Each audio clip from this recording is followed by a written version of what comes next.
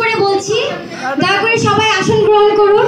এখন আমাদের সাংস্কৃতিক অনুষ্ঠান শুরু হবে। সো এখানে অনেক নাচ হবে, গান হবে, একটু পর ডিজে হবে। আমরা কিন্তু সবাই মিলে নাচবো। যারা আনন্দ করতে চান, যারা মজা করতে চান, তারা অবশ্যই সুন্দর করে বসেন। আমরা এই অনুষ্ঠানটা উপভোগ করতে চাই। সো যারা এইভাবে ঘোরাঘুরি করছেন, দূরে আছেন, আড্ডা দিচ্ছেন, তাদের উদ্দেশ্যে বলছি, তারা অবশ্যই স্টেজের সামনে এসে বসেন। আমরা সাংস্কৃতিক অনুষ্ঠানটা শুরু করব এখনই। Thank you.